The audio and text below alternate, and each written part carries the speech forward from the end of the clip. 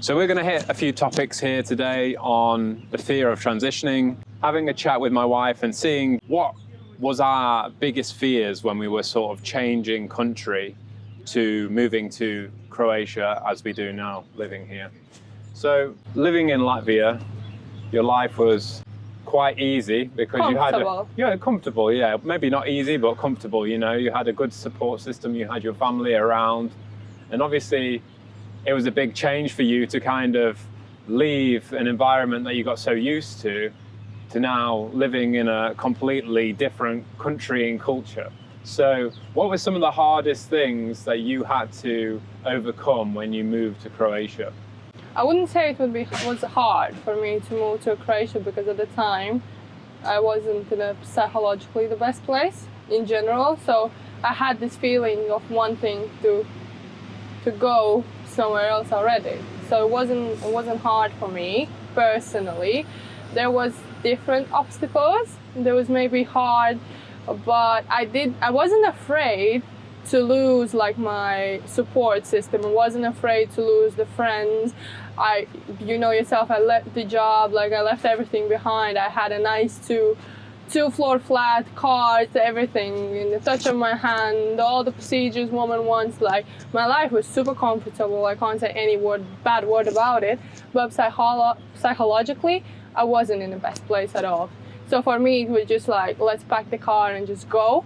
But what was the most difficult for me as a woman, it was this emotional part of the side with Dusan, because we were just starting to pretty much meet each other. It was like 3-4 months later down the line when we started to like see each other. It wasn't even dating. We didn't even had like a proper dating time because of the location differences. So the hardest in this case was to trust this man that he will be able like to take the needed care of me, like to make sure that he's actually legit into me. I think those are like the most hardest thing for me personally. Like, is this for real? Blah blah. But in the same time, like there wasn't that type of fear at all, because I knew it. Even like if this doesn't work out, I pack my car back and go back. Like yeah. There's always that kind of backup plan. So a bit of a backstory, you know, I lived in UK my whole life and Kristiana lived in Latvia her whole life. We never actually like lived in one country together before living in Croatia. So for us both, it was a massive kind of jump. And, you know, she just kind of fully trusted me at that point because I was like, well, I'm sick of the UK, I'm moving to Croatia and I don't really want to move in any other country. So we're going to go there. And at that point, she was kind of fed up with Latvia as well, even though her life was, you know, very much comfortable.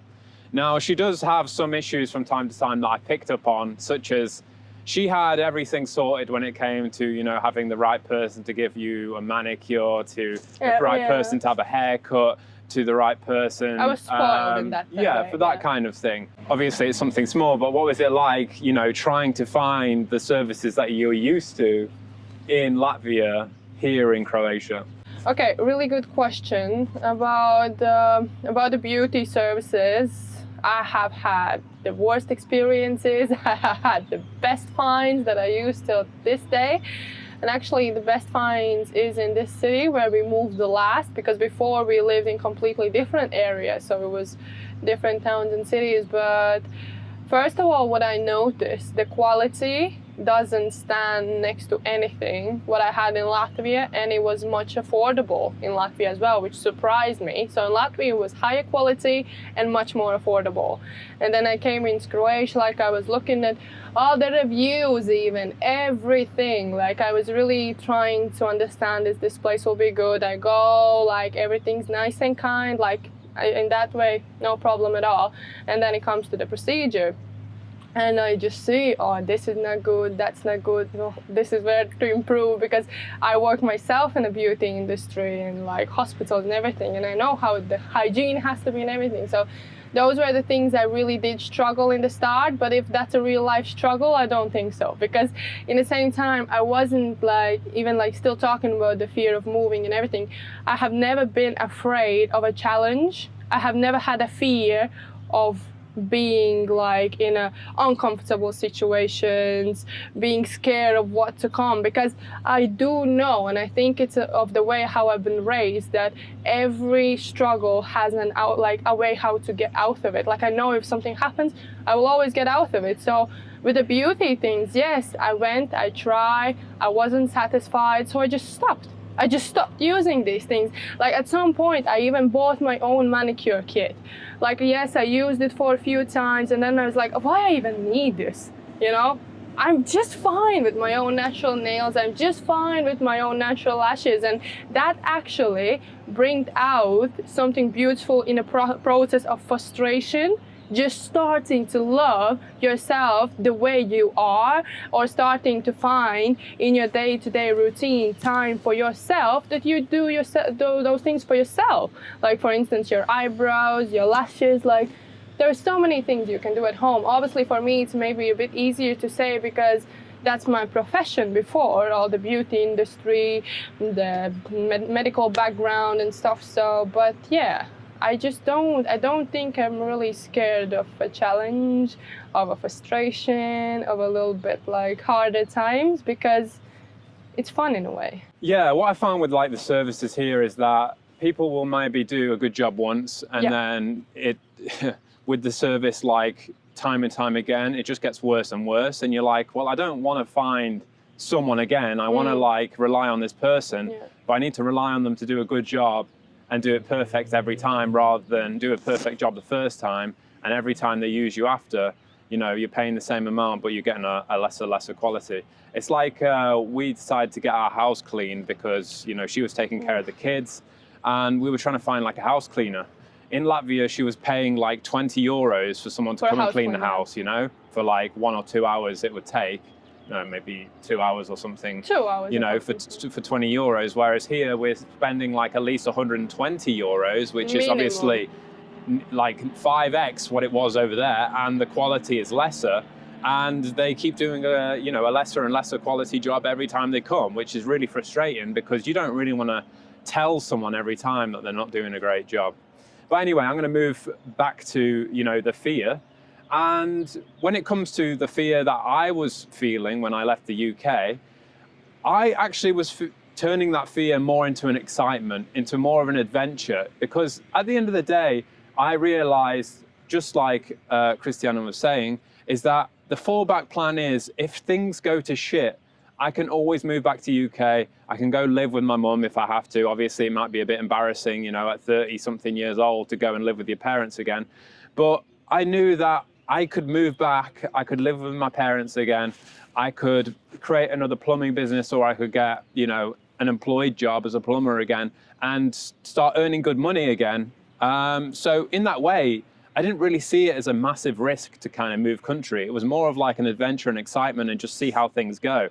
And really at that age, what I would suggest is that you do, it's good, I always say it's always good to do like research, but don't have analysis paralysis. Like sometimes you've got to just jump in and just figure things out as you go along. If you have all the information before, it can be quite overwhelming and you end up not taking those chances or that decision to move across because you're too well informed.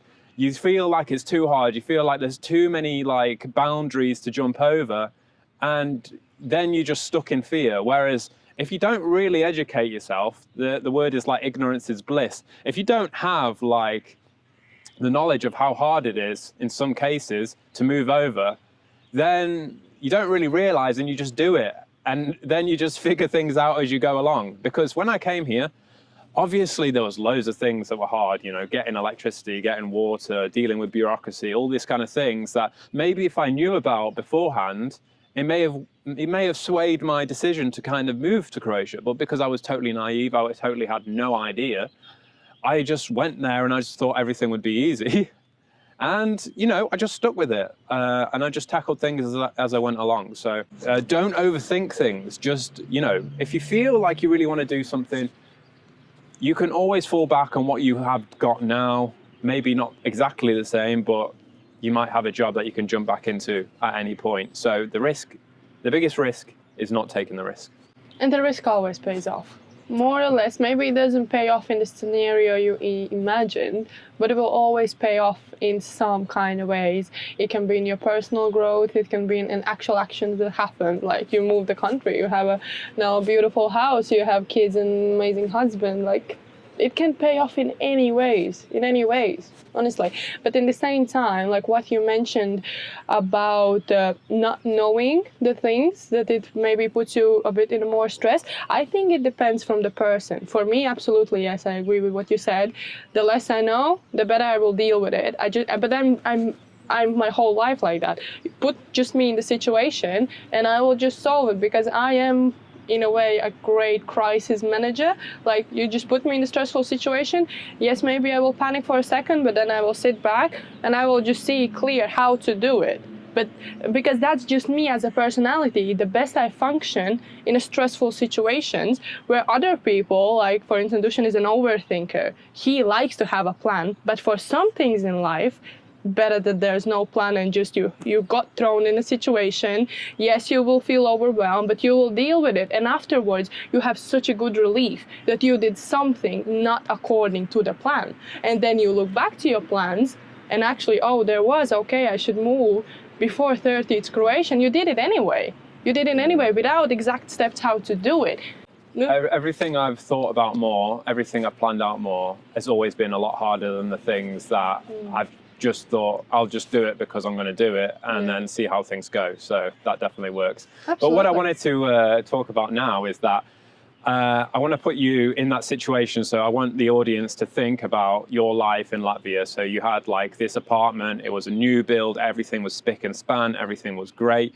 You had the school nearby, 5 minutes away, maybe even less than 5 minutes drive, 3 minutes drive. You had your parents there, they were always there to help you out if you needed it. You had this good job where literally, it was a dream job really, she was working maybe once a week and earning a decent salary every month from this. And it was, I was looking at this job and I was like, this is perfect, she's going to city, marketing these Dr. Hauschka products at the time. I took her away from that lifestyle where everything was easy, everything was comfortable. And at one point, I remember when I took her to Croatia, that I took her to one of my family's house and we lived there. I don't know how many months it was, but basically it was in a village. I mean, it was inland, it was about 40 minutes from the sea. It was a village that was totally kind of destroyed during the war. So all the houses were kind of not in the best condition. And we moved into this house, which was huge, right? It had like 10 bedrooms, but it was very old fashioned. None of it had been done up.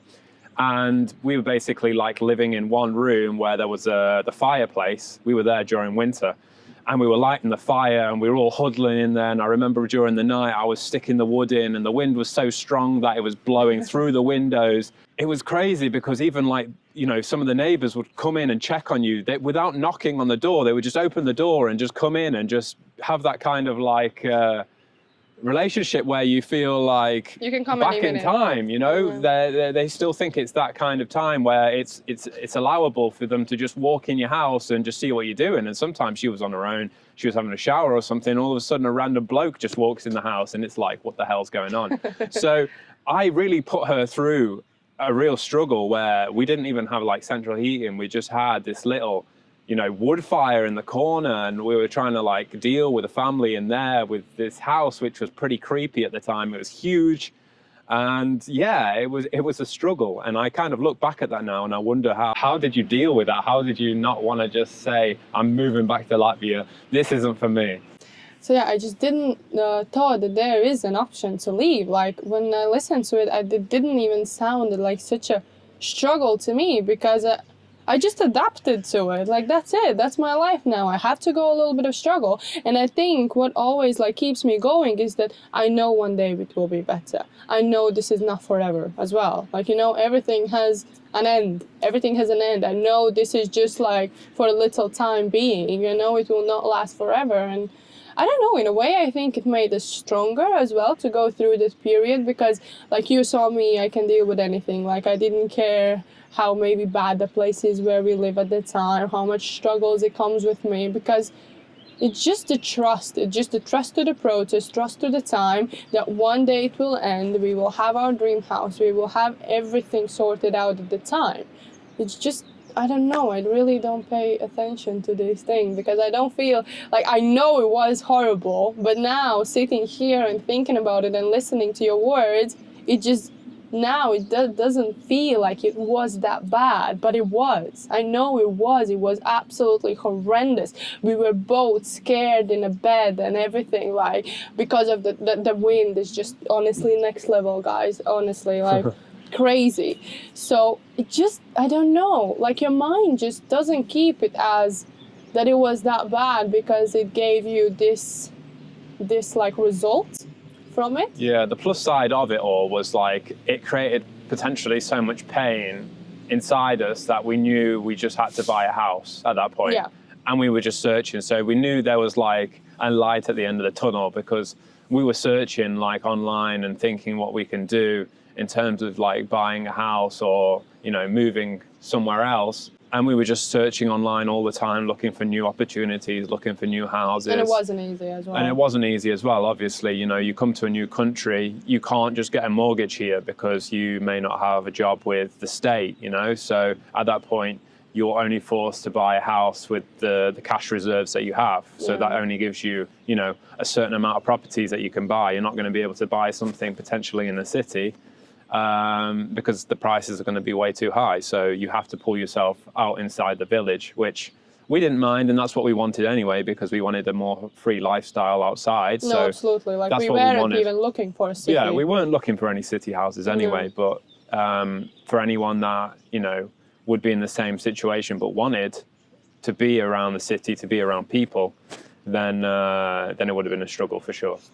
But again, like if you own a car in Croatia, like you can easily live outside of the city. It's so much nicer in my opinion as well. Obviously, if you may become single, like a person of one, obviously go for city, you know. But if you're a little bit like family orientated, or just simply not even family orientated, but want your own little garden, like that peace and everything, countryside is the best thing, honestly. What about the fear of like leaving your family behind? I'm just the worst person for this because my family, I'm just lucky. I'm just lucky. I just knew it that my family will be the one who always strives to be together as much as possible. Like, that's about us. Like, I knew it that my parents will travel down as often as they can because we are just inseparable. Yeah, okay, whatever. But you got what I'm saying. So. Yes, obviously it was sad because I was so used to having my daily coffees, like after coming from the main city, going to my mom's, having my daily coffee, checking in if everything's okay, literally every day before I picked up my daughter from the nursery, kindergarten. So obviously it wasn't easy, but like in the same time I had so much support from my parents to go and explore the world. So much support, honestly. Like, I think they just trusted Dusan as well when they met him first time. They just felt that warm energy and like they just knew that their daughter will be in the safe hands. So, but yeah, in that way maybe it wasn't easy. I was missing them in the start, especially when we didn't have a solid place, but like they still managed to come so often to every location we changed, and like they always rented somewhere else, so like they're not in our way in the same time, but like we can go for coffees, we can go see around Croatia because they have never been to Croatia as well. We always traveled to Italy and somewhere else, so it was an amazing family time together as well. But in my situation as well, it makes it easier because they have their own business, so they are a little bit freer to play with their personal time. And as they have grandkids made by me, they just feel the need to come, and they love Croatia. This is like a retreat for them as well. Like they come, mentally they just feel healed for the time they're here. Even doesn't matter that they came to help us to build a house, do everything. Literally, they are amazing people. But like the energy, just being under this sun by this sea with us, like they just came back as a completely different person and when I started to notice that, that again gave me that like secure feeling.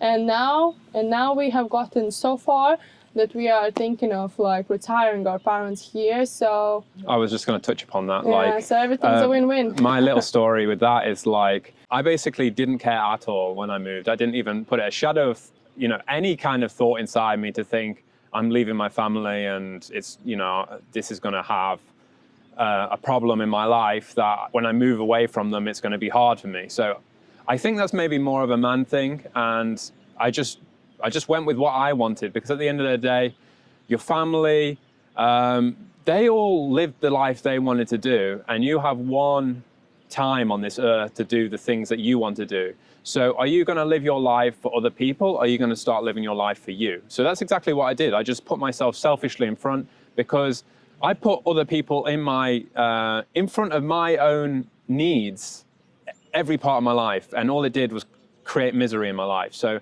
I wanted to put myself forward, and that's what I did. So I didn't think about that, because I knew that if there was a problem in the future, that I would find a way around it. And at the age of 25, when I was journaling, I wrote something in my diary, which was, one of them was move to Croatia before I was 30, but the other one was to retire my mum.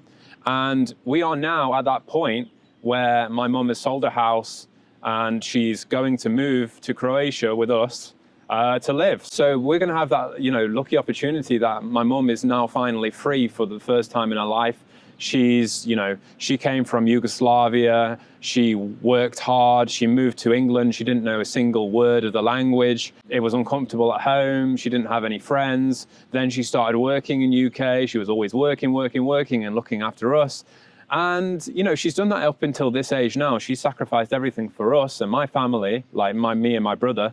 And I just want to return that favor back to her and give her the life that she actually deserves. So she's able to, you know, live in freedom, not have to worry about work, not have so much stress, be able to explore more of the world, because she's always had it inside her that she wanted to explore different countries. So we're going to give her that ability to do those things and to be around her grandchildren every day. So we're really giving something back to my mum, which is going to be great. And in the future, hopefully, you know, Kristiana's parents will be, you know, moving over at some point for, you know, half the year or something, or we'll see what the future brings. So yeah, there's a lot in advance. And just because you leave your family doesn't mean that you can't bring them with you in the future. So just think about yourself for the start, because there is this phrase that I always take with me, which is, if you're on an airplane and the masks drop, they always tell you to put the mask on yourself first before you put the mask on your child. And that's because for you to save someone else, you must first save you first. So you have the resources, you have the ability to help other people. If you try and help people with no resources, say you try and put the mask on first, but then you're running out of oxygen, then you don't put the mask on either of you, you know? You both end up failing in a way. So I would always say, you know, think about yourself. Think about your selfish needs. It's not selfish. It's one life to live, and you're living this for you, not, you know, your parents. They've lived their life. They've given life to you. They've done everything up until this point, and now it's time for you to sort of spread your wings and live the life that you want to live. So anyway, I hope you enjoyed this episode on, you know, fear and reinventing yourself. Please subscribe, and if you enjoyed the podcast with me and my wife, we are going to bring out more episodes too. And it was great speaking to you guys. So until next time, ciao, ciao. Bye.